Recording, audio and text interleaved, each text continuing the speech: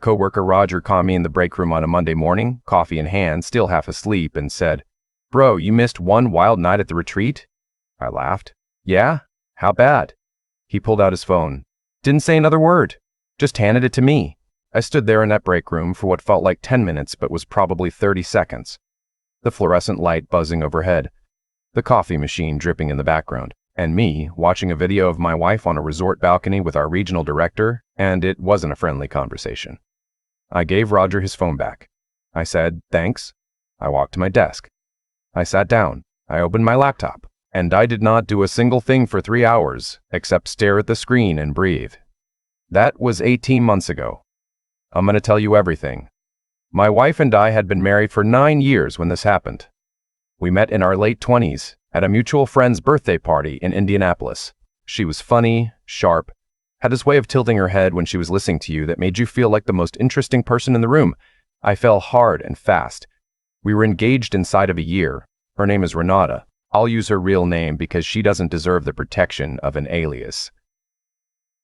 For most of our marriage, things were good. Not perfect, whose marriage is, but genuinely good. We bought a house in a quiet neighborhood outside of Columbus, Ohio. I worked as a senior project manager at a mid-sized logistics firm. Renata worked in business development at a commercial real estate company.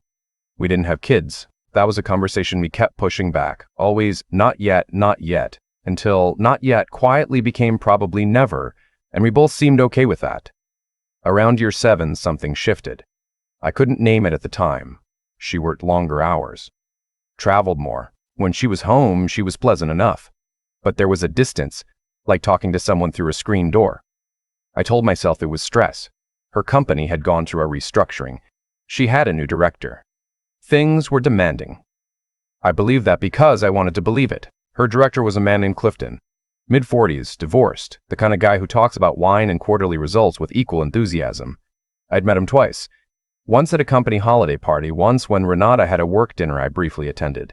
He was polished, professional. He shook my hand both times and looked me in the eye, and I thought nothing of it.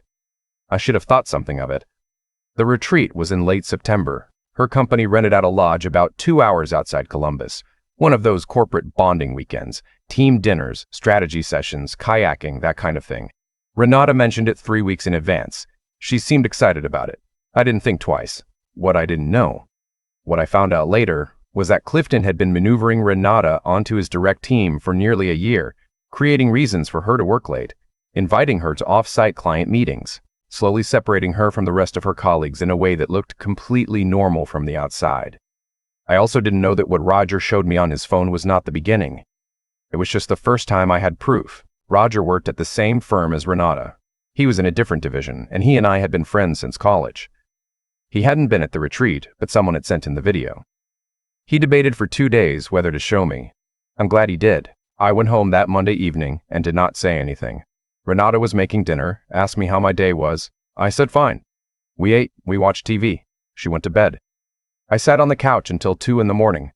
I am not the kind of man who yells. I never have been. When I get hit with something big, I go quiet and I go internal, and I start making a list.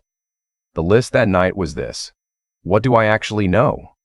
What do I need to know? What do I need to know? What do I do next? What I knew. A video. 30-something seconds. Damning, but a lawyer could argue context. What I needed to know, how long, how serious, was there anyone else? And the question I kept coming back to, were there financial implications? Had our joint accounts been touched? Had she spent money on this? What I did next, I called a divorce attorney first thing Tuesday morning. Not to file, just to understand my position before I moved a single chess piece. Her name was Patricia Okafor, and she was the kind of attorney who lets you finish every sentence before she responds. I laid out what I had. She told me Ohio is a no-fault divorce state, meaning adultery doesn't automatically change asset division, but it can matter in certain circumstances, and documentation was everything. She also told me to stop using joint accounts for anything personal, open a separate account that week, and not to tip my hand to Renata until I had a clearer picture. I did exactly that. Over the next 3 weeks, I hired a private investigator. I know how that sounds. I know people have opinions about it. I don't care. I needed facts, not feelings.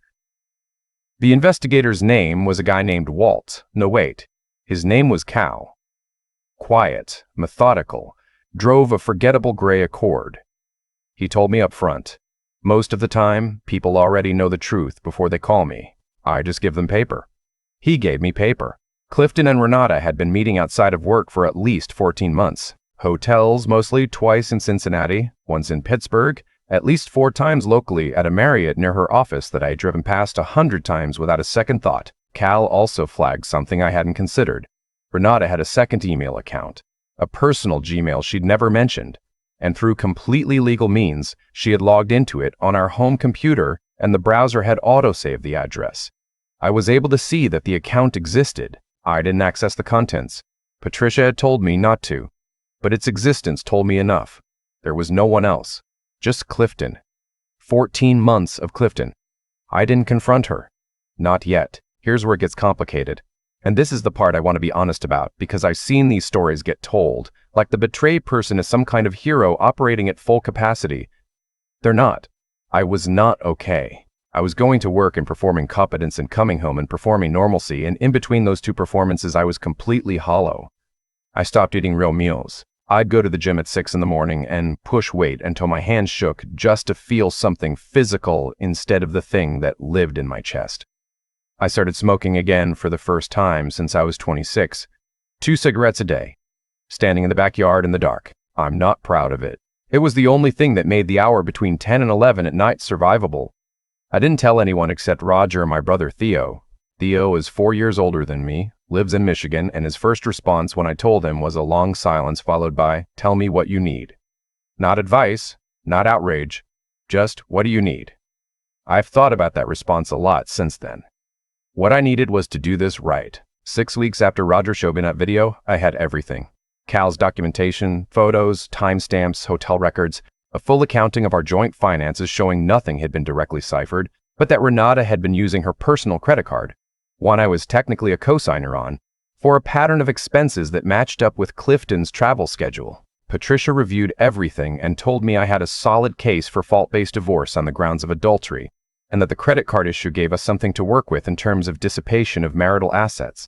I also had something else, something Roger had discovered when the video was originally sent to him.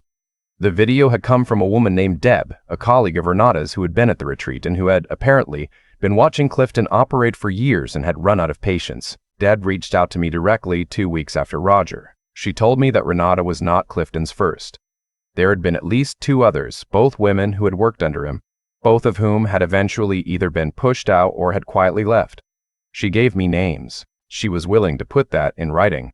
Clifton was not just a man having an affair. He was a predatory pattern disguised as a professional. I gave that information to Patricia. She thought for a moment and said, "Okay, let's talk about your options." Here's what I filed: divorce on grounds of adultery, dissipation of marital assets, and a separate civil claim against Clifton personally for alienation of affection. Ohio is one of the few remaining states where this cause of action still exists. Patricia had told me up front that alienation of affection cases are difficult, inconsistent, emotionally expensive, and not guaranteed. I told her I understood. I told her I wanted to file anyway. I served Renata on a Tuesday. I had moved out the previous Friday, staying with Theo, who had driven down from Michigan to help me load boxes without asking a single question about my emotional state, which was exactly what I needed. I left Renata a note on the kitchen counter that said, "Papers have been filed. My attorney's contact information is attached. Please direct all communication through her." That was the last thing I said to my wife. She called me 11 times that first day. I let every call go to voicemail. She texted 40-something times over the first week. I know because I screenshotted everything and sent it to Patricia without reading most of them. I won't pretend I didn't read some of them. I did. I read them at 2 in the morning when I couldn't sleep, sitting in Theo's guest room, and I felt everything you'd expect me to feel. Grief. Doubt. That specific brand of longing that makes no logical sense given everything you know. I didn't respond to any of them. The divorce proceedings took 8 months. Renata contested the adultery filing initially. Her attorney's strategy seemed to be delay and minimize. It didn't work. Cal's documentation was airtight. The credit card records spoke for themselves. When Deb's statement entered the picture, Renata's attorney had a quiet conversation with Patricia, and things moved considerably faster after that. I won't go into every detail of the settlement because some of it is private and some of it is still under a partial confidentiality agreement. What I will say is that I walked away with the house, which I promptly sold because I didn't want to live in it, a fair division of our retirement accounts, and reimbursement for the dissipated marital assets. The civil claim against Clifton settled out of court. Patricia had warned me this was the most likely outcome, and she was right. It was not an enormous sum of money, it was enough to matter. More than the money, the filing had consequences. Clifton's company became aware of the claim, and of Deb's statement, and of the pattern she had documented. He was placed on administrative leave 4 months after I filed. Last I heard, and I only heard because Theo happened to see something online, he had separated from the company and is currently in some kind of consulting role. I don't think about him much. Here's the thing about going for something like this. People want it to be a clean story. They want the villain crushed, the wronged party vindicated, some kind of dramatic moment of reckoning. I understand that impulse. I had it too. Real life is messier. The divorce was finalized 11 months after I filed. By that point, I had sold the house, rented a small apartment downtown, changed my commute, and found a therapist named, well, she asked me not to use her name publicly, which I respect, who spent the better part of a year helping me understand what I felt in that break room. Staring at Roger's phone was grief, and that grief doesn't follow the schedule you'd prefer. I want to be straight with you about something. I don't regret how I handled it. I regret that it happened. Those are different things. I made choices in those months that were cold and methodical, and I made them because I could not afford emotionally to do anything else. If I had led with the hurt I actually felt, I would have confronted Renata that Monday night and said things I couldn't take back, and she and her attorney would have used my reaction against me. So I shut that part down, and I operated on the analytical side of my brain for 8 months. That is a cost. Theo still talks about it. Gently, he's not pushing. How I sometimes seem like I'm watching things from a slight remove. I think he's right. I'm working on it. The paternity question. There wasn't one. At least not one I had to face. Renata and I never had children. That door was closed before any of this started. I'm aware that for some men in similar situations, that question is the most devastating part of the whole thing. Finding out after the fact that a child you've been raising isn't biologically yours. I don't have that particular weight to carry. I won't pretend I understand what that's like. What I do want to address, because I've seen it come up when people talk about these situations, is the forgiveness question. A lot of people will tell you that you have to forgive. That forgiveness is for you, not for them. That carrying anger is like drinking poison and expecting the other person to die. I've heard all of it. I've a complicated relationship with those ideas. I don't hate Renata. I got there eventually. Not quickly, not easily. I moved through hate and out the other side into something that feels closer to indifference, with occasional residual sadness.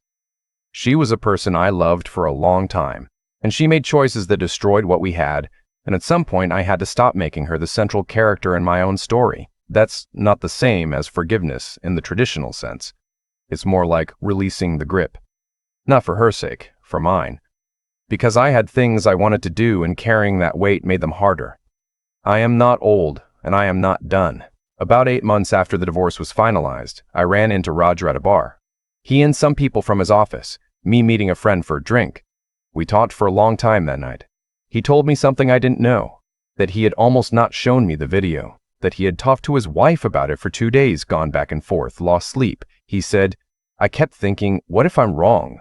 What if it's not what it looks like? What if I blow up your marriage over 30 seconds of bad context? I told him he did the right thing. He said, I know that now. I wasn't sure then.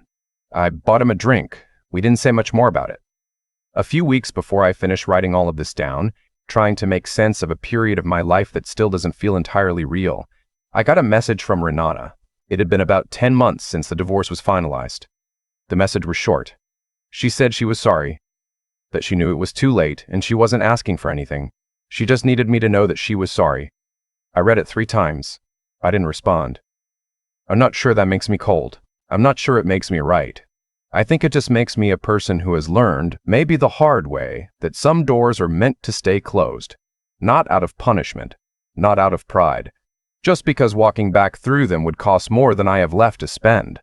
I still live in Columbus. I like my apartment. It's small and quiet and the windows face east, so I get the morning light. I make coffee at 6 and I read before work and I go to the gym, and I've been volunteering on weekends at a program that teaches project management skills to veterans transitioning out of service. That last thing was Theo's idea. He was right about it. I don't smoke anymore. Quit about 4 months after the divorce was filed. No dramatic reason. I just woke up one morning and didn't want one. That felt like enough of a sign. I thought a lot about cause and effect since all of this happened. Not in any grand philosophical way. Just the simple, practical kind. The kind where you trace a line backward from where you ended up and you can see, clearly, every decision that led there. Renata's decisions, Clifton's decisions, and my own. Here's what I believe now. The way a person handles the worst thing that's ever happened to them tells you more about their character than anything they've done in the easy years. And I don't mean that in a chest-pounding way. I mean it quietly, because when Roger handed me that phone in the break room, I had a choice. I could have detonated. I could have driven straight home, said everything I felt, burned it all down in one afternoon of raw emotion. Part of me wanted to, a real part, the part that had trusted this woman for 9 years and watched that trust get treated like it was worth nothing. But I didn't, and I want to be honest about why. It wasn't because I was strong. It was because somewhere in those first few hours of sitting at my desk staring at nothing, I understood that the way I handled the next few months would follow me for the rest of my life. Not her. Me. The decisions I made under pressure would become part of who I am permanently. And I had to decide what kind of person I wanted to be when I came out the other side. That's what I mean by intelligence. Not IQ. Not strategy, though strategy mattered. I mean the discipline to step back from your own pain long enough to ask, what actually serves me here? Not revenge for the sake of revenge, not performing indifference I didn't feel. Just, what is the honest, clear-eyed path forward? Cal gave me documentation. Patricia gave me legal footing. Theo drove 4 hours without being asked, and loaded boxes without commentary. Those were the tools, but I had to choose to use them correctly. Clifton is the part of this story I think about differently now than I did at the beginning. When I first found out, he was the villain.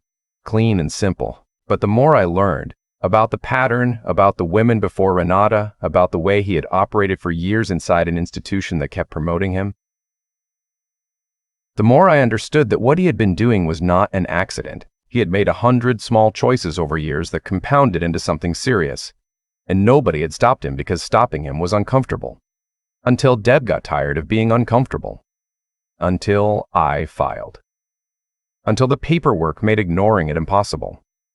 Actions accumulate. That's the thing I keep coming back to. The things we do, and the things we choose not to do, build on each other over time until they become a structure you can't escape. Renata built something over 14 months that collapsed her marriage and her professional reputation. Clifton built something over years that eventually cost him his career. I built something over 8 months of hard, quiet work that gave me my life back. None of that is cosmic. None of it required anything mystical. It just required that each person kept making the next decision, and that eventually, those decisions caught up with everyone involved. I'm not the same man I was before this. I'm quieter in some ways. More deliberate. I think harder before I trust, and I extend that trust more carefully when I do. Some people would say, that's damage. Maybe.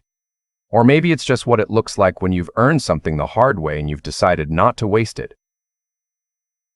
The morning light still comes through my east-facing windows. I still make coffee at 6 Sprants. I am still genuinely okay. That's enough.